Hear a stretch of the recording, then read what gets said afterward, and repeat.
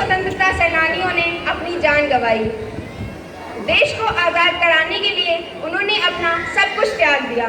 यह दिन हमें सबसे पहले उनके त्याग और बलिदान की याद दिलाता है। खुशनसीब है वो लोग जो वतन के काम आते हैं, वतन पर मरकर भी ये लोग अमर हो जाते हैं। सलाम करते हैं ऐसे वतन पर मिटने वालों को, सलाम करते हैं ऐसे वतन पर मिटने वालों को, उनकी वजह से ही हम चैन की सांस ले पाते हैं। अब मैं देश प्रेम और राष्ट्र निर्माण के ऊपर अपने कुछ विचार आपके साथ साझा करना चाहती हूँ। आज़ादी, आज़ादी का असली मतलब वही समझ सकता है जिसने कभी गुलामी सही हो। हम तो सौभाग्यशाली हैं कि स्वतंत्र भारत में जन्म मिला। यूँ तो आज़ादी की लौ 1857 में ही जल चुकी थी, जो एक मशाल बनकर 1947 में हमारे भारत देश को आज़ाद कराई। प्राचीन, मध्यकालीन और वर्तमान भारत के उदाहरण से स्पष्ट करना चाहूँगी कि जब हम फिरंगियों के फेरे में फंस गए थे तो रंग दे बसंती चोला की एक आवाज़ पर टोलों के टोले उमड़ आते थे और उनके वंदे मातरम के नारी खून में आने वाले 5-5 डिग्री के तूफान अंग्रेजी शासकों के जोड़ों में तूफान ला देता था। लोग मर जाते थे, मिट जाते थे, फांसी चढ़ जाते थे, तो वो भी अपने देश की देशभक्ति साबित कर रहे होते थे। उस दौर की देशभक्ति की कसौटी थी। उसके बाद 62, 65 और 71 के युद्ध में अपना सुहाग गंवा देने वाली औरत, जब घर के हालात ये हुआ करते थे कि प्यार भी भरपूर गया, मांग का सिंदूर गया, नन्हे नौनिहालों की लंगोटियाँ चली गई, छोटी छोटी बेटियों की चोटियाँ चली गई, बाप की कमाई गई, भाई की पढ़ाई गई, एक ऐसा विस्फोट हुआ कि पूरे जिस्म की ही कई बोटियाँ चली गई।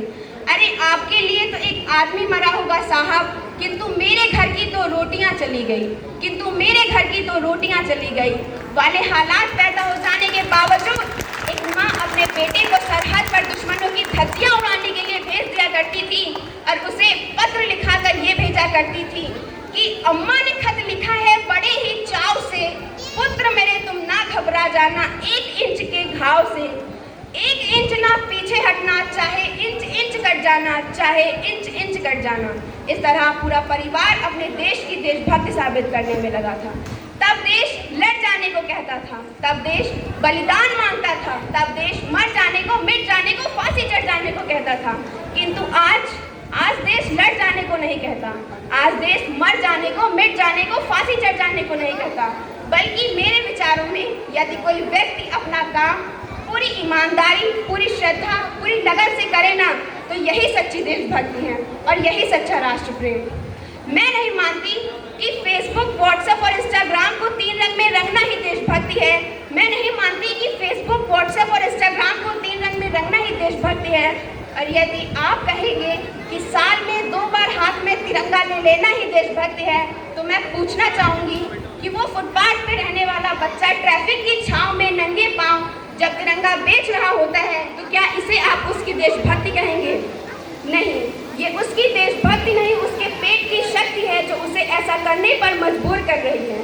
न मस्जिद को जानते हैं, न शिवालय को जानते हैं, न मस्जिद को जानते हैं, न शिवालय को जानते हैं। जो पेट के भूखे होते हैं वो सिर्फ भोजन के निवाले को जानते हैं, वो सिर्फ भोजन के निवाले को जानते हैं, वो सिर्फ भोजन के निवाले को जानते हैं। अब मैं, लेकिन एक विचित्र बीमारी मुझे आज भी समाज में नज़र आती है।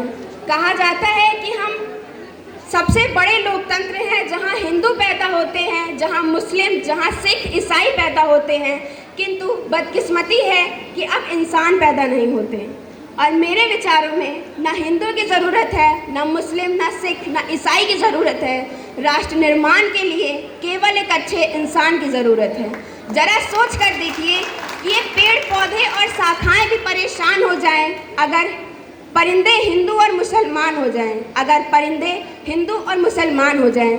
हम ना एक ऐसे समाज में जीते हैं जहां पत्थर की मूरत को लगते हैं 56 भोग, जहां पत्थर की मूरत को लगते हैं 56 भोग और भूखे नंगे तड़पते सो जाते हैं लोग, और भूखे नंगे तड़पते सो जाते हैं लोग। मजदूर को मजदूर समझिए, मजबूर नहीं, और गरीब को काम दीजिए, दान नहीं, और दान देने के इतने ही इच्छुक हैं तो जीते जी रक्तदान दीजिए और मरने के बाद अंग दान देकर किसी मरते हुए को जीवन दान दीजिए, किसी मरते हुए को जीवन दान दीजिए। यही सच्ची देशभक्ति है और यही सच्चा राष्ट्र प्रेम। अंत में मैं बस इतना कहना चाहूँगी, काश जिंदगी में कभी वो शाम आए जिस मिट्टी से जन्मे उसके भी कभी काम आए। काश जिंदगी में कभी वो शाम आए जिस मिट्टी से जन्मे उसके भी कभी काम आए। देश के लिए खुद को कुर्बा कर काश शहीदों में मेरा भी नाम आए, काश शहीदों में मेरा भी नाम आए। धन्यवाद।